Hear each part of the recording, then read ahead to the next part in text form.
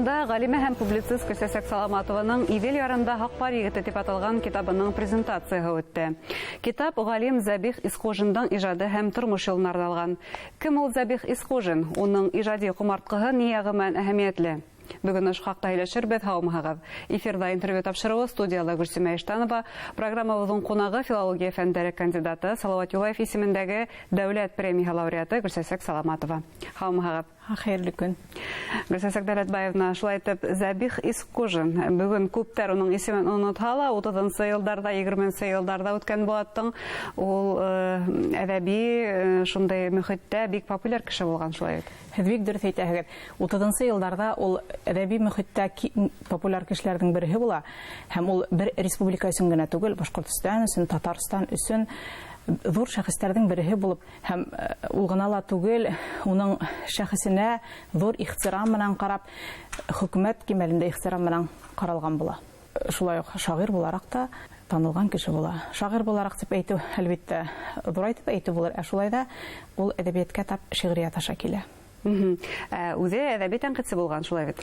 Ул әдәби тәнкыйтьче булган, Казан дәүләт педагогия институтын тамамлагандан һоң аспирантурага кала һәм Шәйхзада Бабиш иҗады буенча диссертацияда.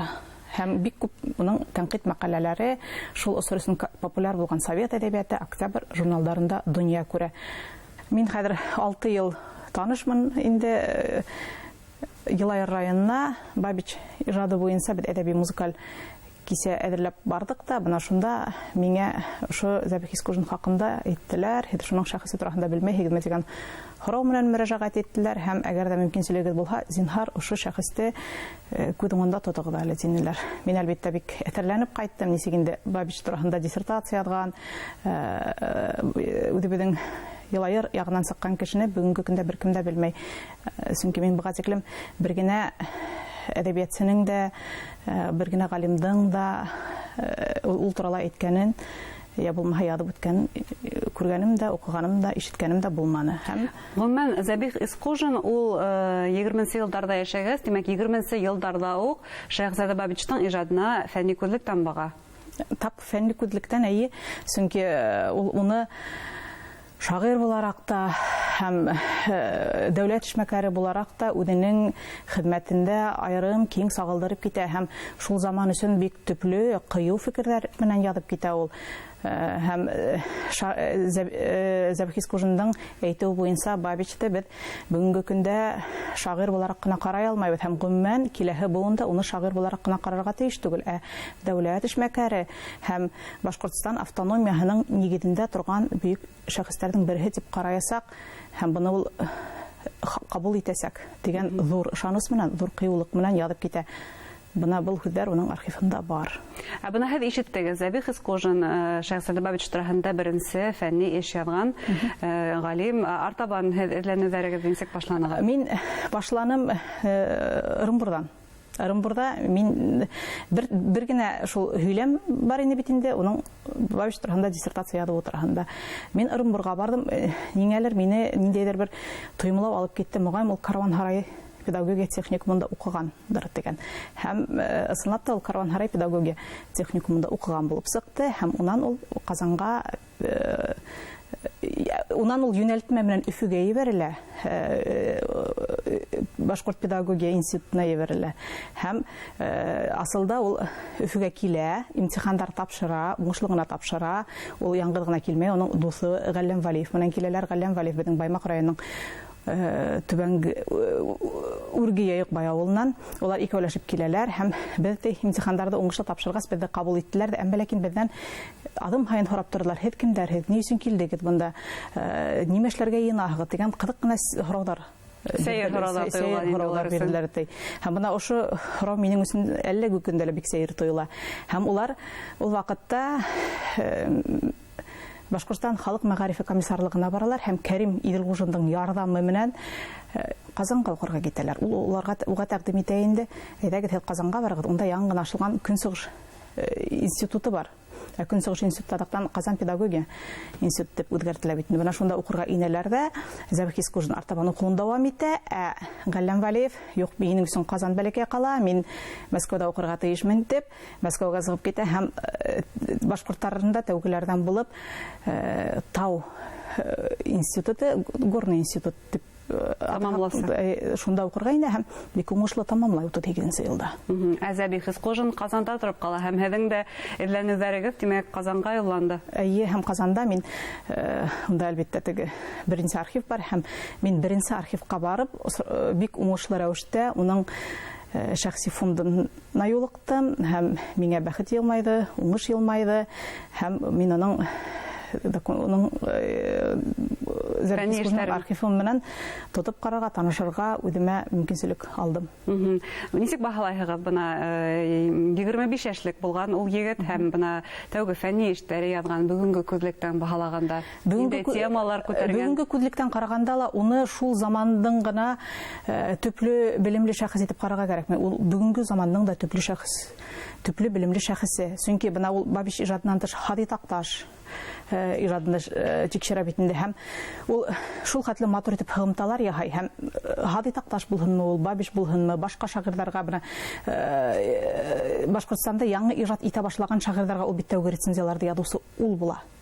Мәсәлән, ул безнең башкорт шигъриятенә бөек шәхестәрнең, бөек язучылар, шагыйрьләрнең бере булып Рәшит Нигъмәти килеп инә Сәгать турында яза, Рәшит Нигъмәтинең әсәрләренә рецензияда, Баязит Бикбай хакында яза. Бына яшь шагыйрь, көсле шагыйрь Баязит Бикбай һин рәхим ит башкорт әдәбиятенә, башкорт шигъриятенә дип яза һәм Сәлах Кулибай турында. Ул бына бүгенге көндән караганда ла ул тап бына ошо үз шагыйрьне айрым үҙенә билдәләп алып һәм уларның шигырьләренә тәүге фикерен әйтүсе, кайһылар урында мактап, кайһылар урында тәнкыйтьләп әйтүсе тәнкыйтьсе ул.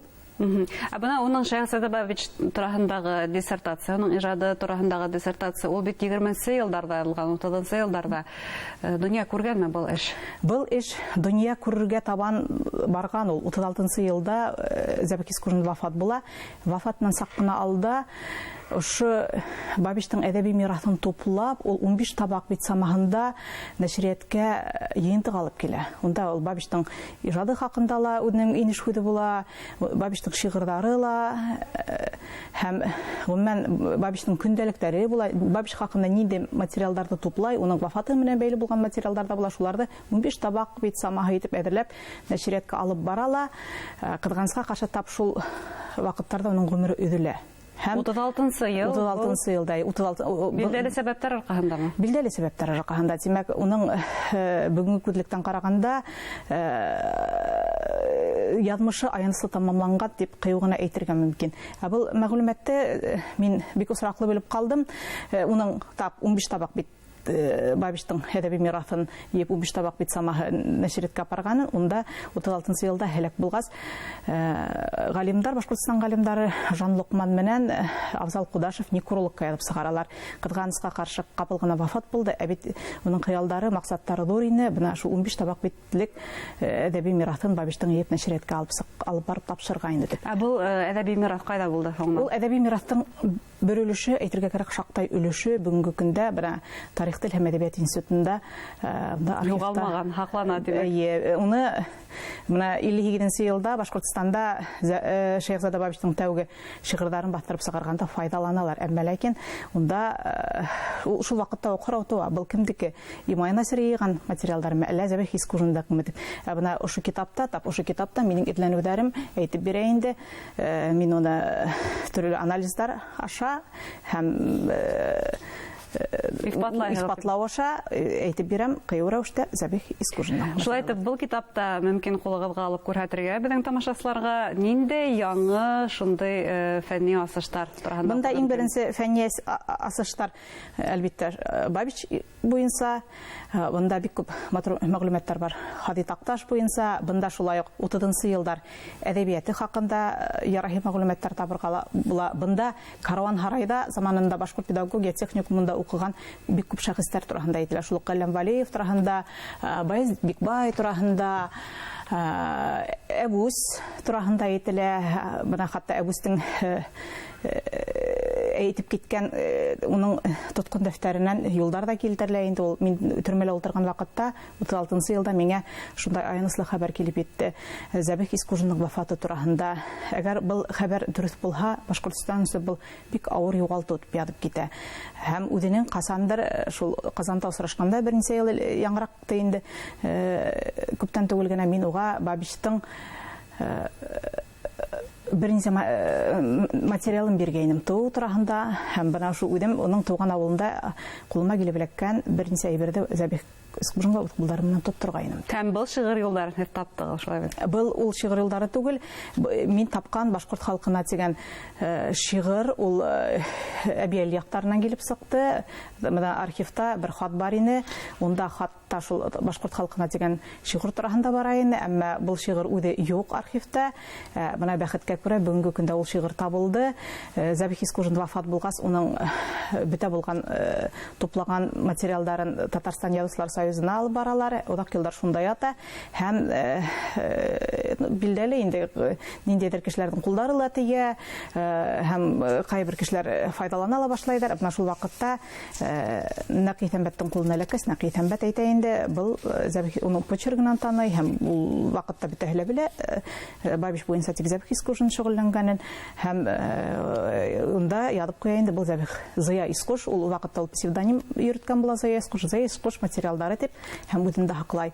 Һәм уның кызы Йолдыз Нәкый кызы Исәнбәт безгә бына бер елда үтмәй инде тапшырды уны филология фәннәре кандидаты, Казан федераль университеты доценты, билдәле публицист Галимә Миләүшә Хәбибдинова. Бүгенге көндә ошо шигырь да ошо китапта бар. Һезгә Гөлсәсек Дәләтбаевна зур рәхмәт. Беренчедән шундый матур китапты бастырып сыгарганыгызга, икенчедән касандыр 30-нчы елларда башкорт әдәбияты зур югалту кисерһә Зәбих Искужинның вафатыннан бүген бу исемдә һез безгә кайтардыгыз дип әйтергә мөмкин. Зур рәхмәт һезгә. Иҗади уңышлар теләбез һезгә артабан. Рәхмәтегезгә рәхмәт. Хөрмәтле тамашачылар, безнең студияда галиме һәм публицист, филология фәннәре кандидаты Салават Юлаев исемендәге дәүләт премия лауреаты Гөлсәсек Саламатова булды. Игътибарыгызга зур рәхмәт.